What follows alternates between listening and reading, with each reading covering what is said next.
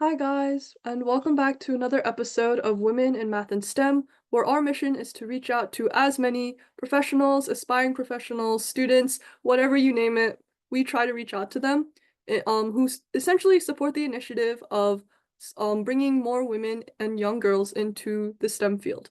So, with that being said, as always, feel free to open up the description or transcript to better follow along, and I hope you enjoyed this episode. Hello, and thank you so much for coming to this call and talking with me. Just to sort of start off, could you walk us through your journey to sort of get you where you are today? Yeah, so I guess in high school, I was pretty interested in biology, and that's why I applied to Hopkins. And so when I started attending, I was pretty interested in biology and research in biology in particular. And for the first year, I was experimenting, studying biology, and then I studied neuroscience. And alongside this, I was also studying applied math, because like I've always done math. Like most people who do STEM have always done math, just through their math courses. So I couldn't imagine not doing math. Um, but I did not think that math would become something bigger. But then, in my freshman spring, my advisor told me to learn some proof-based math. And yeah, that's how my transition to math began. I studied that over the summer, then I took a proof-based course, and I really enjoyed that. And I was also learning that I don't like memorizing, which is what a lot of biology consists of. So yeah, then after some deliberation, I switched into math. I think you mentioned that most people who pursue something like math related have like always done math in their lives. So I was just wondering how that transition was for you and how like if you have any tips for like adapting to like math that might be more difficult or something that you might not be used to. Yeah, so um, pure math or proof-based math is very different from mathematics done in high school, at least in the usual case, it was in my case. So in high school, most people see something up till calculus 2, and a lot of that ends up being conceptual but not rigorous in a proof sense. So that transition consisted for me in learning about proofs, and that was something that required a lot of patience on my side. Um, like um, I guess there's two things, which is that you can learn about how proofs are written and how to understand them. And then there's also the question of applying them in the courses that you're taking. So the first thing about learning proof strategies is not so difficult because they're pretty intuitive.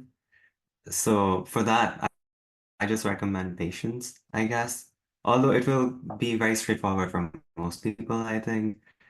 And the latter part about applying and that so yeah, I guess as well as professors. So I used to go to professors, just to talk to them about what I'm learning and if I'm thinking about something correctly or help with the proof. And that was pretty helpful for me. Thank you. I heard you also, or I think you mentioned that you studied both applied and pure math. I was just wondering how, like, sort of the balance or like between the two, what similarities you see, and like sort of why you decided to pursue both instead of like the normal route of somebody just like picking one. Yeah. Um, so I'll answer the second question first. I decided to pursue both because I'm really bad at writing. And so like if I studied just pure math, which is what I wanted to do at my university, I would have to take more writing courses because it's in the arts college. And I didn't want to do that. So I instead also studied applied math. Um, so yeah, I was studying less humanities and writing. I enjoy that, but I'm just really bad at it from a writing perspective. And also, I just wanted to take more math courses because I felt like I hadn't seen enough math up till that point. So it was in my sophomore year that I switched into pure math. So yeah, I really didn't hadn't seen a lot of math, so I think that was pretty helpful in helping me see more because of like more courses. And you asked about similarities and differences. So in terms of differences, applied math courses tend to be less proof intensive and more computational, are more conceptual. So in the computational case, you can either end up writing code for something like a data science course, an optimization course, and in the sense of something conceptual, you don't learn proofs, you just learn intuitions, and maybe you'll do some proofs, but not fully rigorous proofs of big theorems.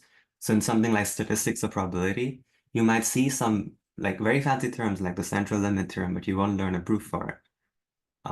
As opposed to a pure math course wherein you really do go through every proof of every single thing. Um, yeah, that's differences, I guess, similarities. So, um, hmm. I guess, okay. So even though pure math courses sound like they require a lot of proofs and rigor, there's always an underlying concept or intuition that's hidden there. And maybe not even hidden, it's like pretty explicitly there. So like I think that's something that those courses have in common with applied math courses. Um, they are all conceptual and they can all be pretty intuitive. However, that's tough to see, I think, for pure math courses more often than applied math courses in the beginning when you're learning it, because you're sort of working through the details and it's like, why am I doing what I'm doing? But when you get a bit comfortable with it and you can see the bigger picture, then it clicks, I think. I see. Also, it seems that like applied math and pure math are different enough that like when you learn both, you get like a very diverse sort of like skill set. I was just wondering like what can you really do with that? And then like what jobs or like careers does that like go into? For both degrees or either or just like math in general. Sort of like either or, and then why the combination of the two is like, does that like open up any like special doors or anything? Okay, so I can talk more about pure math. I can talk about applied math from the side that I've heard from people. So for pure math, well, you're learning a lot of mathematical theory. So for most people, that will it'll be the case that they're learning that because that's what they want to continue doing, and the natural way to continue doing that is through research. So therefore, graduate programs like PhD, master's programs, and then transitioning to academia or like some sort of industry research position is sort of um, paths that pure math majors might want to take. And then for applied math majors, they learn a lot of applications of math, of course. So applications of math can range from fields like finance and um, actuarial sciences to yes, economics and biology, science. Yeah. And on the other hand, there's also software engineering, which I think might not require a lot of math, but like the sort of skills you develop from a math major, either pure or applied, help you in that sort of position. So there's positions where you're directly helped by your mathematical knowledge and positions where you are held by the skills that you develop rather than the explicit knowledge. I should also mention data science and machine learning. Yeah, then I guess in their combination, you can imagine that you can go to any of these. I see. I was also just curious about like your favorite areas of study when it came to pure math and applied math. Sure. So so I think my areas of interest in both are pretty related. So in applied math, I'm interested in probability, and in pure math, I'm interested in analysis and measure theory. So analysis is on a conceptual level, calculus on steroids, and measure theory is sort of a generalization of the notion of area or volume in 2 dimensions or 3 dimensions to very abstract spaces. So as it turns out that all of these three subjects have a lot in common with each other. So that's my interest. I see.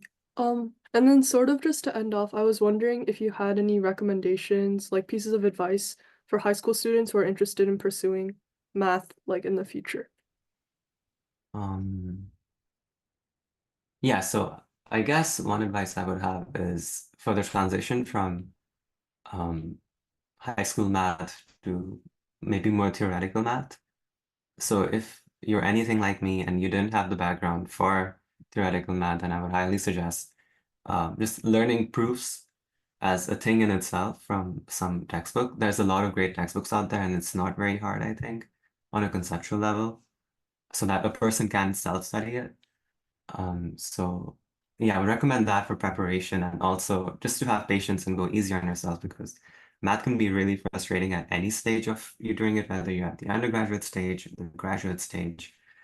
Um, so yeah, like people took hundreds of years to come up with this, so be patient, I would say. Okay, thank you so much for coming to the call and sharing your experience. It was really amazing. Thank you. Thank you for having me.